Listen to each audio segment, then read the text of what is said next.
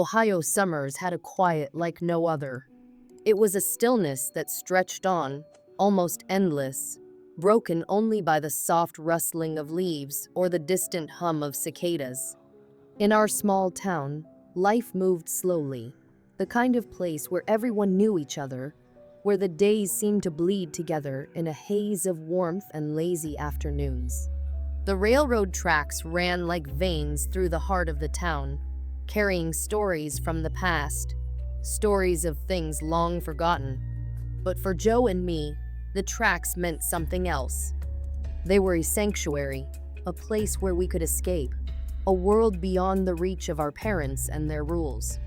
They were the perfect spot for two boys looking for adventure. I remember those days with such clarity, as if the moments have become etched into my memory, as though they're part of me in a way that I can't explain. Every afternoon, we'd race down the dirt roads on our bikes, the sound of the wheels clanging against the gravel, our hearts pounding with the excitement of freedom. The sun would beat down on our backs, and there was always a thrill in the air, as though anything was possible. We'd speed toward the tracks, the destination always the same, yet each time felt like a new adventure. Joe was always the more daring of the two of us. He would push us further, challenge us to take on risks we might not have thought of on our own. It wasn't that we were particularly brave, but we didn't know enough about the world to be afraid. We weren't cautious, we were young and full of fire, eager to explore, to find something that would make life feel bigger than it really was. Sometimes we'd race along the tracks, daring each other to see who could run the farthest without stopping, our shoes crunching on the gravel, the sound echoing in the wide open spaces.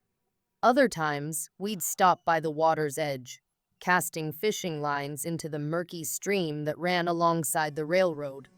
There was something peaceful about it, a kind of quiet that made everything feel okay, as though the world was just waiting for us to discover it. We'd camp out under the stars too, making a fire with whatever we could gather. As the flames flickered and crackled, we'd tell stories, ghost stories mostly, the kind that made you shiver, that made the night seem a little darker than it really was. It felt like we were invincible, like nothing could touch us. We'd laugh and pretend to be fearless, as if nothing could ever happen to us, as if the world was ours to explore and conquer. Those moments felt timeless, as though they would last forever. But even then, there was always something about the railroad that gave me a strange feeling. It wasn't something I could explain, but the tracks seemed to stretch out into the unknown, like a pathway leading to something hidden just beyond sight. Even when we were laughing and carefree, I couldn't shake the feeling that something else was out there, something we couldn't see, but something we were drawn to nonetheless. The tracks felt like a doorway to another world, and maybe we were the only ones brave enough to walk through it. But then, something began to change. It wasn't immediately obvious, just small things at first, subtle shifts in the air, a feeling that something was different. One day, it was as if the world itself had stopped breathing. The wind would suddenly die, and the stillness would hang in the air like a weight. The first time it happened, I thought it was just the weather, maybe a change in the seasons. But as time went on, I began to realize it was something more, something that couldn't be explained away by simple weather patterns. It wasn't just the quiet, though that was part of it. It was the way the sounds at night started to feel wrong. We'd sit around the campfire, the flames casting long shadows, and the woods around us would fall completely still. Not even a breeze. No rustling leaves. No insects buzzing. No owls hooting or frogs croaking from the pond. It was like the forest had simply shut off, like the whole world had gone to sleep. But it wasn't a peaceful kind of sleep. It was an unnerving, unnatural kind of stillness. It settled over everything, pressing down on us, like we were waiting for something to happen, waiting for something to break the silence. Joe was the first one to notice it. One evening, as we sat by the tracks, he turned to me, his voice barely above a whisper. "Do you hear that?"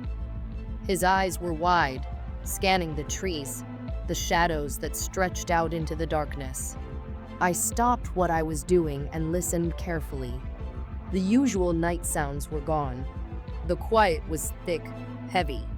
And then, just beneath it, I could hear something low, constant, almost like a hum. It wasn't coming from the direction of the tracks. It was coming from deeper in the woods. I shook my head, trying to dismiss it. "It's just the wind," I said, though even I didn't believe it. Joe didn't seem convinced. He stood up and began walking toward the trees, his gaze fixed on something I couldn't see. I wanted to call out to him, to stop him, but something held me back. My heart was pounding in my chest, my stomach tight with an unfamiliar unease. "What is it?" I asked, my voice shaky. "I don't know," Joe muttered, his eyes still searching the dark. "But it doesn't feel right." I didn't move. My feet felt like they were stuck to the ground. The air around us felt different now, thicker somehow, and it was hard to shake the feeling that we weren't alone. It wasn't that I thought there was someone out there, but there was something about the way the night had changed that made it seem as if the forest itself was watching us. We didn't sleep much that night. Every little noise, every creak of the trees, every whisper of the wind made me jump. It was as though the very forest was alive, moving around us, just out of reach. I kept hearing things, footsteps, maybe? But when I opened my eyes, there was nothing there. I couldn't help but feel like something was creeping closer, getting nearer to us with every passing minute. The next morning, we heard it again. This time, it was closer, like someone was walking just outside our camp, stepping carefully through the underbrush. I held my breath, listening, but when we checked, no one was there. By then, I couldn't shake the feeling that something was wrong. The air seemed heavier now, thick with a tension that I couldn't explain. Every evening we went back to the tracks, but it didn't feel the same. The woods felt different. The railroad tracks, once a place of escape, now seemed to draw us in, pulling us deeper into something we couldn't understand. It was like we were being led somewhere, though I couldn't say where. And the longer we stayed, the more I realized that whatever it was, we didn't know if we could get away from it. We never talked about it. We didn't have to. Neither of us wanted to acknowledge what was happening. Instead, we just kept going back, night after night. There was something about the railroad, something about the tracks that kept drawing us in, even though we both started to feel that strange sense of dread every time we returned. But even with the unease growing, we didn't leave. We couldn't. It was as though the tracks were calling us, and we were powerless to resist. Whatever was out there, in the dark, waiting for us, we couldn't bring ourselves to walk away from it. The silence had become a part of us. The hum, the strange presence, all of it had sunk deep into our bones. And in some way, I think we both knew that we were no longer just exploring the woods. We were caught up in something bigger than us, something that had been waiting for us, something that we had no way of understanding. But we didn't leave. We just kept returning, night after night, drawn to the tracks, to the forest, to whatever was hidden just out of sight. It all started with one fateful evening. That night, everything changed, and I knew we would never be the same again. Joe and I had always been the type to explore, to push boundaries, but that evening, that was different. We had wandered farther down the tracks than we had ever gone before. We were beyond the point where the railroad tracks began to fade into the thick woods, where the trees seemed to close in around us, and everything felt quiet. Too quiet. It was a place I had never seen before, a place that felt like it had been forgotten by time itself. The trees here were ancient.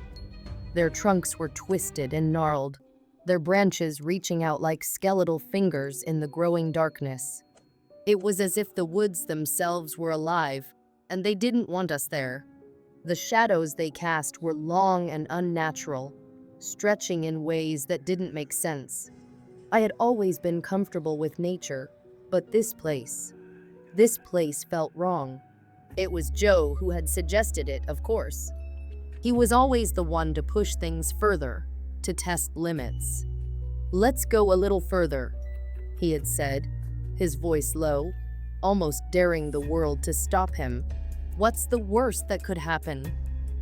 I should have said no. In hindsight, I should have. We should have turned back then and there, but instead, we kept going. We pushed deeper into the woods, driven by some mix of curiosity and adrenaline. I was nervous, but I didn't want to seem like a coward in front of Joe. Besides, there was something in the air that night, something that made me feel like we were about to discover something huge, something no one had seen in years, or maybe ever. We were about to stumble upon something that would change everything. It started with a sound. It was faint at first, barely more than a whisper carried on the wind, a low, creaking noise. At first, I thought it was just the wind moving through the trees, but then I realized it was something else. It sounded like an old door opening, slow and creaky, like something ancient had been disturbed. We both stopped dead in our tracks. My heart started to race, my instincts telling me that something wasn't right. But instead of turning back, we did what we always did. We followed the sound. We had to know what it was. It was as if the sound itself was calling to us, pulling us deeper into the woods, drawing us closer to something we could never fully understand. That's when we saw it. At first, I couldn't make it out clearly. It was a figure, tall, far too tall to be human. It stood in the shadows of a broken signal post, a rusted relic from some forgotten time. The figure was vague, like it was made of the very night itself, as if it had been carved out of shadows. But its face, that face, was what made my blood run cold. It wasn't human. Not completely. The skin was pale, almost sickly white, cracked in places like old porcelain, and chipped away by time. It looked fragile, like if you touched it, it might crumble into dust. Its eyes, there were no eyes, just dark, empty voids staring at us with a quiet, knowing malevolence. They didn't blink, didn't move, they just stared. I felt as though they were looking straight into my soul, seeing things I didn't even want to think about. We froze. My legs felt like they were made of stone, my body frozen with fear. I couldn't move, couldn't speak. I was paralyzed, unable to tear my eyes away from that thing. But Joe was still moving forward. It was like the figure had some kind of pull on him, something he couldn't resist. I watched in horror as he took a step closer to it, his eyes locked onto the thing. His voice was barely a whisper, like he was afraid to speak too loudly in its presence. "Do you see it, Safar? What is it?" I couldn't answer. I didn't know what it was, but I could feel its gaze on us, feel it pressing down on me, suffocating me. I knew, deep down, that it wasn't supposed to be seen, that it was something ancient, something older than the land itself, older than the tracks, older than the trees. And it had been waiting for us. I don't know what came over me, but suddenly I reached out and grabbed Joe's arm, pulling him back with all the strength I had. My heart was hammering in my chest. We had to leave. Now. I couldn't shake the feeling that whatever that thing was, it wasn't going to let us leave so easily. But as we turned to leave, everything changed. The ground beneath us seemed to tremble.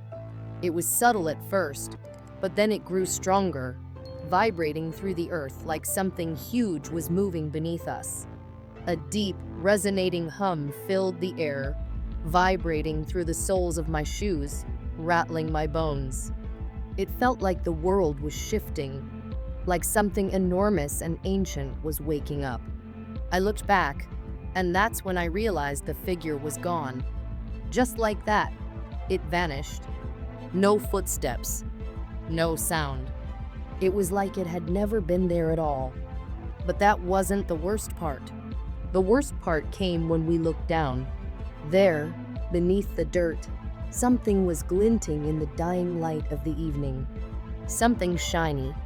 At first, I thought it was just a rock, but when I knelt down and brushed the dirt away, my heart stopped.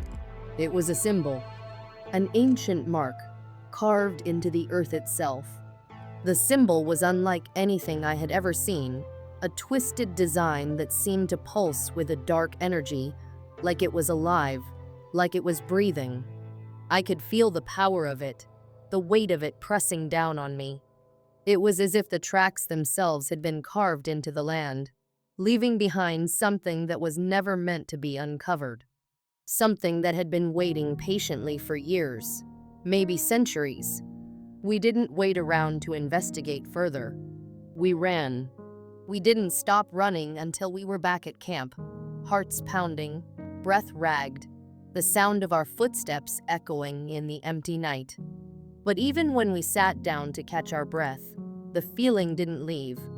We couldn't shake the sensation that something was watching us, that whatever we had disturbed was still out there, waiting.